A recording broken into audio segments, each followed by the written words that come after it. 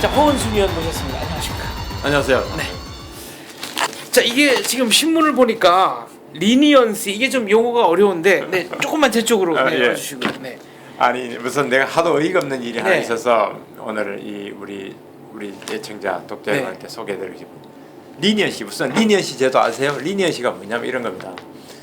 공정거래위원회가 네. 공정거래에 반하는 예컨대 뭐 담합을 대표적인 네. 담합이죠. 가격 담합 뭐 그다음에 정책 담합 해가지고 그걸 하면 이제 공정 과징금을 매기잖아요. 네. 공정거래위원회의 존재 목표는 공정한 경쟁, 담합을 하지 말고 자유로운 경쟁을 통해서 더 나은 서비스, 더 나은 네. 가격 구조를 만들자 이건데 이제 담합하는 걸 찾기가 굉장히 어려워요. 사실은 공정거래위원회가 그렇죠. 그렇죠. 네. 담합을 몰래 싹 숨어서 서로 이익하기 때문에 네. 아무도 못 잡는단 말이에요.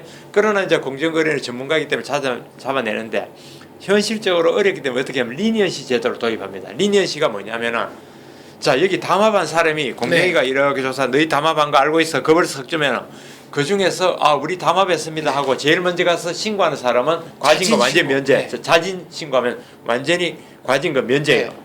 그다음에 두 번째로 가서 뛰어가서 신고하는 사람은 50% 과징금을 면제해 주는 거예요. 이게 신문 기사를 보니까 97년에 제도가 처음 도입돼서 99년에 활용하기 시작했다. 그러니까 우리나라의 공정거래가 무슨 그 지금 때리잖아요. 예를 들어 네. 소주 담합, 정유사 담합, 또 뭐 보험사 담합 해가지고 과징금 때리는 게 무지 많아요 사실은. 예. 그런데 그 중에 제가 알기로는 한 대략 정확하지 않은데 80% 정도는 리니언시로 자진신고해가 하는 거 때리는 거예요. 스스로는 잡아낼 능력이 아주 별로 없습니다. 다좀입싹 닦아버리면. 그러니까 업계 1위면, 그러니까 업계에서 제일 먼저 신고하면 일단 면제라는 네. 거 아니에요? 근데 이게 법적 책임도 면제인가요?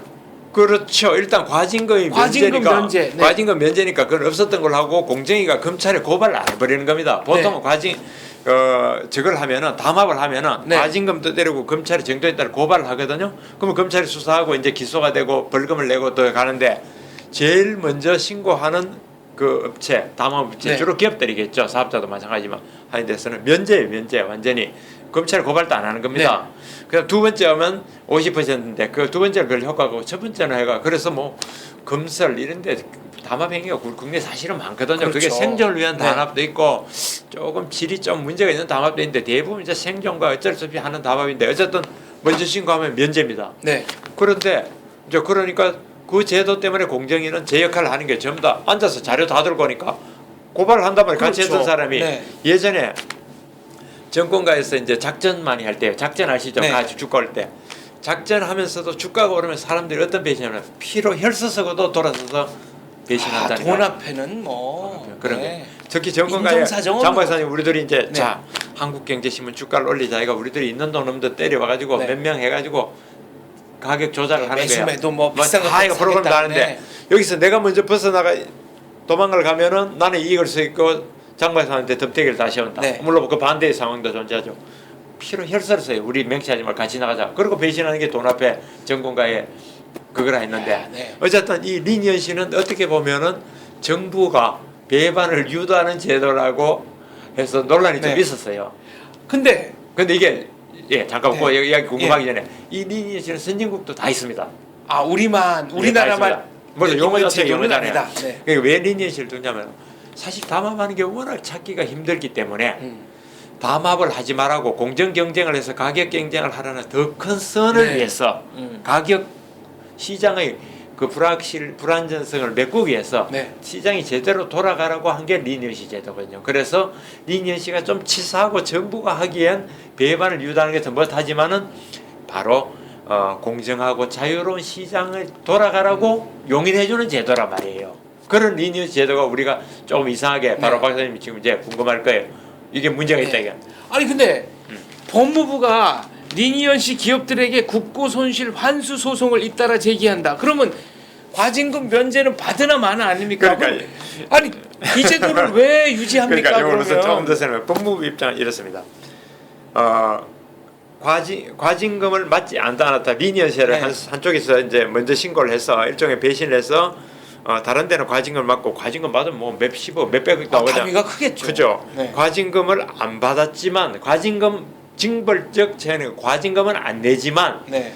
그 담합으로 인해서 국가가 손해를 봤으므로 국가가 손해 본 거에 대한 민사 소송을 제기하겠다 이렇게 논리예요.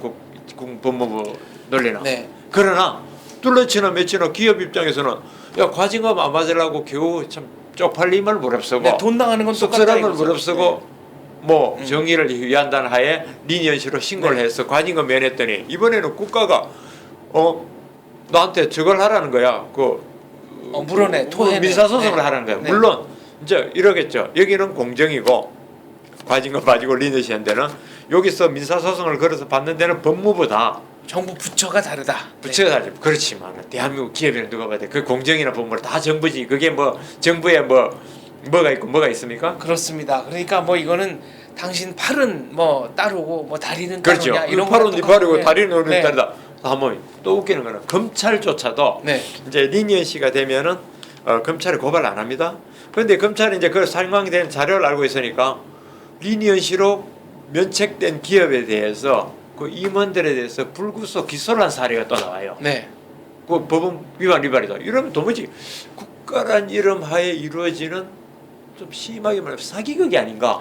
이게 뭐 담합을 한 기업이 잘했다는 얘기는 물론, 아니고 물론, 예. 아니고 이런 제도를 유지할 것 같으면 제도의 취지를 살려야지. 그럼요. 아니면 제도를 문제가 있다면 없애야지. 제도를 아예 없애든가 이래야 그, 예. 앞뒤가 맞는 거 아닙니까? 그러니까 우리가 여기서 본질적인 걸 봅니다. 정부 정책이라 하면은 네. 그래도 정의에 가장 실현되는 어떤 프로세스에 하고 네. 국가라 하면 그래도 가장 정의에 실현하는 뭐 우리가 사회 그렇다고 국가 아닌 부분 정의 아니라는 건 아니지만 네. 좀 더 정의를 직접적으로 지향하는 어떤 존재여야 한다. 저 그렇게 보거든. 이거는 좀 심하게 말하면 그러니까 정부를 비판하는 입장에서 말하면은 공정위는 공정위대로 말하자면 성과를 내고 예. 법무부는 법무부대로 성과를 내고 뭐 이런 것 때문에 이게 2중 3중으로 가는 그렇죠. 겁니까? 그런 오해를 받아도 예, 할 말을 이제 없을 것 같습니다. 제가 볼 때는 이렇습니다. 이 제도가 갖는 어떤 치명적인 약점이 있었죠. 네. 그 치명적인 약점을 위해서도 우리가 아까 말한 국가가 더 큰 선, 더 네. 큰 정의를 위해서 그거는 필요악이라고 생각하고 도입을 했습니다. 네. 그러면 그와 관련된 파생되는 문제는 우리가 듣고 가야 이 제도가 정착을 하는데 그 제도의 약점을 다른 데 봐가지고는 저거 하는 거예요. 네. 그러니까 예를 들어 여기 아픈 사람이 와서 나 지금 암 치료하러 왔는데 암 치료하면 다른 까지 치료한 건 좋겠는데 여기 와서 뭐 또 다른 의사는 너 피부가 왜 그 모양이냐고 뭐가 예를 들면 갈군다든지 들어서 환자의 복장이 왜 그러냐 해가지고 뭐 옷을 사게 한다든지 뭐 네. 이상의 과잉 뚱뚱이 진료하는 것처럼이나 정부가 이쪽에서는 이거 하고 그럼 애초에 리니언시 제도를 도입하지 않든지 아니면 지금 벌써 이게 도입이 10몇 년 됐습니까? 이게 몇 9년이니까 벌써 16년이니까 제도가 이제 정착될 만한데 이러니까 이게 문제가 있고 전 또 이런 모습도 봅니다. 그렇다면 이 제도를 법률에 의해서 쥐고 있는 이게 전부 다 법에 움직이는 거거든요. 네. 리니언시가 공정거래법에 있단 말이에요. 공정거래법을 가진 공정거래위원회가 법무부에 공문을 보내야 됩니다. 그거는 적절치 않다. 그래서는 안 된다. 이건 정책적 더 큰 필요성이 있으니까 네. 당신네들의 그 하는 목적은 지금 잠시 참으라든지 이런 식으로 가야지. 이렇지 않으면은 정부 내 이런 충돌이 들어들어 있거든요. 아니 핵심은 담합 자진 신고가 없이는 실제로 정부가 이게 담합인지 아닌지를 가려내기가 어렵다는 거 아닙니까? 발굴이 어려운 거죠. 발굴이 어려운 거죠. 담합인지 아닌지는 판단을 할 겁니다. 네. 그러나 숨어서 가는 무수한 그 시장의 불확실한 점을 파고드는 무수한 담합 행위를 이런 제도 없으면 못 밝혀낸다고요. 그러니까 담합을 막기 위해서는 리니언시 제도를 더 활용하는 게 세계적인 추세다. 세계적인 추세고 근데 적어도 우리도 네. 예 그런 추세에서 어떻게 보면 한국인이나 우리가 인간의 보편적 정서에 봐서는 맞지 않기도 한 저 제도를 도입한 이유가 네. 바로 그런 큰 목적을 위해서 했으면 그대로 가야 된다 이거지. 그 원래 취지대로 네. 한쪽에서 저러고 있으니까 법무부 따로 공정이 따로 하면은 그건 적절하지 않다 하는 건데. 그러니까 공정거래위원회에서 부과하는 과징금은 면제를 받을 수 있지만 예. 이것 때문에 드러나가지고 법무부가 민사소송을 하면은 국고손실금도 환수를 해야 되고 뭐 처벌은 처벌대로 또 뭐 저 말하자면 인신에 관련된 처벌은 처벌대로 받고 검찰대로 또 그러면 네. 예를 들어 법무부가 이걸 열심히 일해서 이걸 발굴해낸 말하자면 사례냐? 네. 그것도 아니란 말이에요. 자진 신고로 신고해가지고 네. 공정위에서 이렇게 진행되는 거 무슨 건이 있어요 하고 보고 네. 거기에 이상한 건수에 대해서는 마치 주소 뒤에 낙수 주스러 가듯이 가서는 하고 환수 소송을 건다 하니 그러니까 이거 뭐 이건 저기 말이 안 되는 거예요. 임직원들을 불구속 기소하고, 네. 그러면 기업 입장에서는 리니언시 이 제도 활용 안 하는 게 오히려 더 낫겠다. 그렇죠. 뭐 그렇게 아니 예를 들어 이렇게 되는 거예요. 거예요. 기업으로서는 얼마나 번민과 고뇌를 했겠습니까? 리니언시로 가서 달려갈 때는. 그렇죠. 일단 참, 자기 잘못한 걸 시인하는 거예요. 시인해야 되고 또 업계에 맨날 얼굴 부딪히는 아무리 경쟁자지만 뻔히 네. 보이는 요 좁은 국내 업계에 얼굴 부딪히는데 그 사람들을 보면서까지 가고 돌아서서는 징벌 받으면은 리니언시를 누가 하겠냐 이거죠. 그렇죠. 네. 그래서 우리 정책이 뭐 이런 경우가 들어 있는데 뭐 제가 갑자기 뭐 사례는 안 되지만 하여튼 정부 부처마다 서로 달라가 자기 것만 바라보는 경우가 많아요. 이 엇박자를 내는 경우. 네. 엇박자에서 저는 그렇게 생각합니다. 아까 금방 한 얘기지만 그래도 국가라 하면은 국가의 정책이라 하면 가장 보편성을 추구해야 되고 일관성도 일관성돼 좀 있고 누가 봐도 합리성을 갖고 예측 가능해야 되고. 그럼요. 네. 그럼을 해가지고 그게 큰 틀에서 정의를 직접적으로 지향한다. 네. 모두가 정의를 추구하지만 국가는 좀 더 명분과 실리와 그런 게 절충하고 맞아야 된다 하는데 적어도 이 리니언시를 둘러싼 네. 공정의 본부는 아주 새해 보는 막 보기 드문 훌륭한 정책 공조 정책이라고 할 거예요. 그러니까 기업 입장에서 보면 용서 받은 걸로 생각했는데 네. 2차, 3차 타격이 오는 거네요. 그렇습니다. 네. 그래서 이 차제에 공정의 법무뿐만 아니라 이런 파생적 자료를 가지고 뭐 예를 들어 이런 게 많습니다. 정부가 공개할 요거하고는 각도는 조금 다르지만 정부가 공개할 무수한 행정 자료 중에는요. 예를 들어 어디 통행량이라든가 교통량이라든가 이것만 잘 내놓으면은 굉장히 그 비즈니스한테 도움이 되는 게 많아요. 네. 예컨대 보십시오.